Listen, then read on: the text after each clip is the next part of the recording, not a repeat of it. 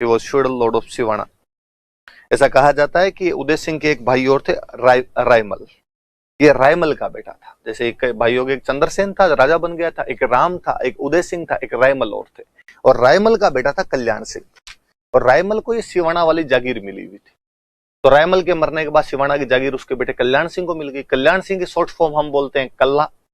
वो रायमल का बेटा था, इसलिए हम उसे कहते हैं रायमलोत, है ना। तो कल्ला रायमलोत नाम है, सिवाना का सामंत है। उदय सिंह मारवाड़ के राजा है, भतीजा कह सकते हो आप। कल्ला रायमलोत उनके भाई रायमल का बेटा है, तो उनका भतीजा ये सिवाना का सामंत बना हुआ है। कहा जाता है कि एक बार बादशाह अकबर का दरबार लगा हुआ था, और बूंदी के एक राजा हुआ करते थे सुरजन हाड़ा। चौहानों की एक शाखा हुआ करती थी, हाड़ा हुआ करते थे। तो सुरजन हाड़ा 1569 में अकबर से संधि कर लेते हैं। तो सुरजन हाड़ा अकबर के दरबार में बैठे हुए थे, और अकबर ने एक दिन बातों ही बातों में बूंदी के सुरजन हाड़ा को कहा कि सुरजन जी यार, आपकी बेटी शादी योग्य है, मैंने सुना है, आप उसकी शादी जहांगीर के साथ कर दो। क्यों ना हम हमारी जो ये संधि है रिश्तेदारी के अंदर भी बदलें इसको, और अपनी बेटी की जो शादी है वो जहांगीर से कर दीजिए। सुरजन हाड़ा अपनी बेटी की शादी जहांगीर से नहीं करना चाहता था, या अकबर से इस प्रकार के संबंध नहीं जोड़ना चाहता। पर उसे पता था कि यार बादशाह के दरबार में बादशाह को मना करने का तो मतलब है बादशाह यही रख लेगा, जाने ही नहीं देगा वापस। तो उसने खड़े होकर कहा कि सर आपने इतना लेट कहा मुझे, मैंने तो अपनी राजकुमारी की सगाई कर दी। हालांकि अकबर को उसके चेहरे से पता चल गया कि ये झूठ बोल रहा है। अकबर ने सगाई कर दी? कब कर दी, किससे कर दी? कहता अभी की है, थोड़े दिन पहले।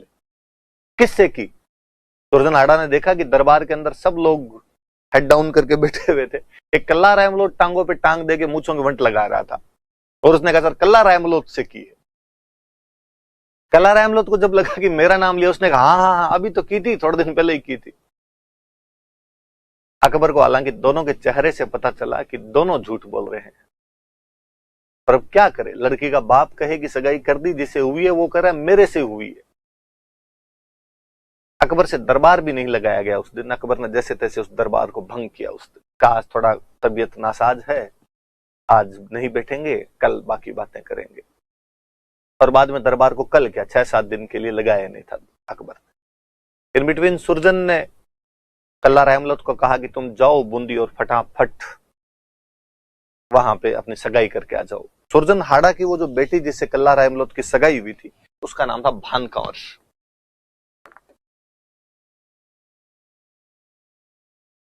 कल्ला रायमलोट बूंदी आता है, भान कंवर के साथ में सगाई करके चला जाता है। अकबर से अब कल्ला रायमलोट को सहन करना बहुत टफ हो गया था। कहा जाता है कि अकबर ने कल्ला रायमलोट का ट्रांसफर लाहौर कर दिया। राजधानी आगरा से उसे लाहौर भेज दिया कि तुम लाहौर जाओ।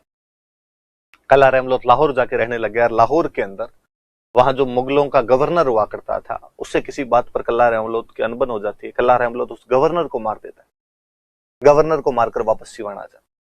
लेकिन अकबर ने फिर भी कल्ला रायमलोट को कोई दंडित नहीं किया, बल्कि थोड़े दिनों बाद कल्ला रायमलोट को बुलाया दिल्ली, बुला के उसके साथ बहुत अच्छा बर्ताव किया। कल्ला रायमलोट को लगे यार मामला तो गड़बड़ है, अकबर जितना भोला बनने की कोशिश कर रहा है उतना भोला है नहीं। और फिर अकबर ने अपना पेंतरा चला, और अकबर ने कल्ला रायमलोट को कहा कि कल्ला रायमलोट तुम अपनी बहन की शादी जहांगीर के साथ करो। कल्ला रायमलोट को लगा यार बजा लिया इस बार। कल्ला रायमलोट ने कहा जब हम तो गरीब आदमी है, कहां बादशाह के साथ में रिश्ते करें, बादशाह कोई बराबर वाले राजा महाराजा में, बादशाह सुल्तानों में रिश्ते करे अपने। अकबर ने कहा पैसे टक्के कोई चिंता नहीं, तुम्हें जितने रुपए की आवश्यकता हो यहां से लेके जाओ, और जहांगीर से अपनी बहन की शादी की तैयारियां करो। कहते हैं कल्ला रायमलोट वहां से खूब सारे पैसे लेके आया, सिवाना के किले की मरम्मत करवाई, उसका पुनर्निर्माण करवाया। फिर अकबर के पास मैसेज किया कि बारात भेज दी जाए, पर बारात छोटी भेजी जाए, क्योंकि मैं बड़ी बारात को संभाल नहीं पाऊंगा। अकबर ने देखा कि यार ये कर रहा है, ये बहुत बड़ी बात है, इसको झुकाने का ये मौका ठीक है, ये सुरजन वाली जगह इसने नहीं करने दी, यहाँ पर हम इसकी बहन से ही जहांगीर की शादी कर देंगे। और कहते जहांगीर के साथ में केवल 5 आदमी भेज के उसे सिवाना में यहाँ बारात के लिए भेज दिया था। अभी भी अपने गांव में रिवाज होता है कि जब बारात आती है तो उसके सामने जाके मिलते हैं। हम एक वर्ड बोलते हैं सामेड़ा। सामेड़ा मतलब बारात का स्वागत करना, सामने जाके स्वागत करना बारात का, सामेड़ा करते हैं। तो शहर वाले टाबरों को नहीं पता हो तो ध्यान रखना भैया ना, गांव वाले ज्यादातर जानते होंगे कि सामेड़ा क्या होता है। बारात का सामने जाके स्वागत करते हैं, इसलिए सामेड़ा हो जाता है। और कल्ला रहमत वहां शामिल के लिए गया। वहां कहते हैं उसने जहांगीर की पिटाई की भयंकर वाली। जहांगीर उसके दोस्तों को पीटा और भाग गया से, पर कह देना तेरे बाप को जाके नहीं की। आप किसी मुगल शहजादे को इस प्रकार बेइज्जत करके नहीं बेच सकते हैं। कहते हैं अकबर ने मोटा राजा उदय सिंह को आदेश दिया कि साम दाम दंड भेद कल्ला रहमत को पकड़ कर लाया जाए। एक बड़ी मुगल सेना सिवाना पर भेजी गई। तो सिवाना का बहादुर वीर 1589 में अकबर के खिलाफ साका कर लेता है। ऐसे युद्ध जिनमें दुश्मन की संख्या बहुत बड़ी हो, आपके पास मुट्ठी भर सैनिक हो, मरने मारने के लिए जो युद्ध किए जाते थे उन्हें साके कहा जाता था, जिसमें महिलाएं जोहर कर लिया करती थी और पुरुष केसरिये करते हैं। बड़ी बात यह थी कि अभी तक कल्ला रहमत की शादी नहीं हो पाई थी। बूंदी की उस हाड़ी राजकुमारी भान कंवर को जब इस बात का पता चलता है कि मेरे पति साके की तैयारियां कर रहे हैं, तो समाचार भिजवाती है कि जब आप साके की तैयारी कर रहे हो तो आपके जोहर को लीड कौन करेगा। कल्ला रहमत ने कहा कि चूंकि मैं शादीशुदा नहीं हूं, कोई भी दूसरी जो महिला होगी, सीनियर महिला होगी, वो करेगी जोहर को लीड। भान कंवर वापस मैसेज करती है कि आपकी और मेरी सगाई हो चुकी है और सगाई हिंदू संस्कृति में आधा विवाह होता है, मैं जोहर को लीड करने के लिए तैयार हूं। केवल अपने पति की आन बान शान को रखने के लिए वो महिला बूंदी से सिवाना आती है। महिला तो क्या युवती रही होगी, वो यहाँ पे जोहर को लीड करती है। कल्ला रहमत यहाँ पे मुगलों को अधिकाधिक हानि पहुंचाता हुआ, लड़ता हुआ वीर गति को प्राप्त होता है। ये सिवाना का दूसरा साका था जो 1589 में कल्ला रहमत के नेतृत्व में संपन्न किया गया था।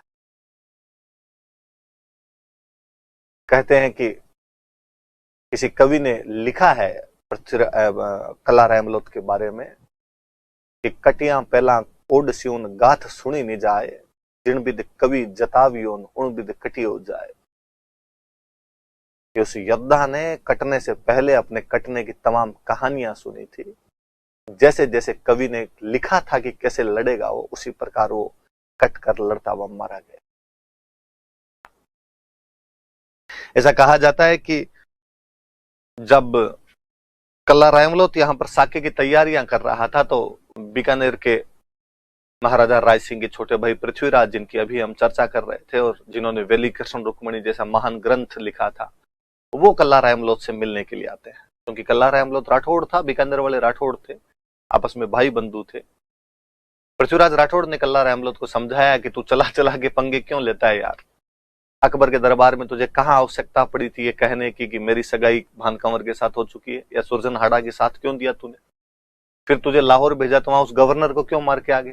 फिर यहाँ जहांगीर की बारात बुला ली और फिर उसको यहां से पीट पाट के भगा दिया तूने। ये बात तो बहुत गलत है। कल्ला रहमत ने अंकल छोड़ो, अब जो कर दिया वो तो कर दिया, आप एक काम करो, आप मेरे मर्सिये लिख दो। किसी योद्धा के युद्ध में लड़ते हुए मारे जाने पर उसकी वीरता पर जो दोहे लिखे जाते हैं उनको मर्सिये बोलते हैं। कोई शहीद, आज भी मान लो फौज के अंदर कोई शहीद हो गए और उनकी शहादत पर, उनकी वीरता पर आप में से कोई भी दोहा लिख दे तो वो दोहा कैसा हो जाएगा? मर्सिया हो जाएगा। वैसे पृथ्वीराज राठौड़ ने कल्ला रहमत के मर्सिये लिखे थे। पर बड़ी गजब की बात है, जब कल्ला रहमत ने पृथ्वीराज राठौड़ को कहा कि आप मेरे मर्सिये लिखो, तो पृथ्वीराज राठौड़ ने कहा कि ठीक है, तुम्हारे मरने के बाद लिख दूंगा मैं तुम्हारे मर्सिये। उसने कहा मरने के बाद किसने देखा, अभी लिखो। हर तो कहा यार ये तो कवि देखता है कि बंदा किस प्रकार लड़ा था, कितने लोगों को मार के मरा था, कैसे लड़ा था, उसके बाद में लिखता है। मुझे क्या पता तुम कैसे लड़ोगे? तो उसने कहा अंकल आप तो लिखो, आप जैसे लिखोगे वैसे लड़ लूंगा। इसलिए वो दुआ है कि कटियां पहला कोड स्यूं, कोड मतलब चाव से, राजी होने से, कटने से पहले बहुत राजी होके, गाथ सुनी नहीं जाए, अपनी गाथा उसने खुद सुन ली थी। जिन बिद कवि जतावियो, जैसे जैसे कवि ने जताया था, उन बिद कटियो जाए, वैसे वैसे कट के मर गया था। तो पृथ्वीराज राठौड़ जो बीकानेर का था, उसने कल्ला रहमत की क्या लिखे थे? मर्सिये लिखे थे। लिखो।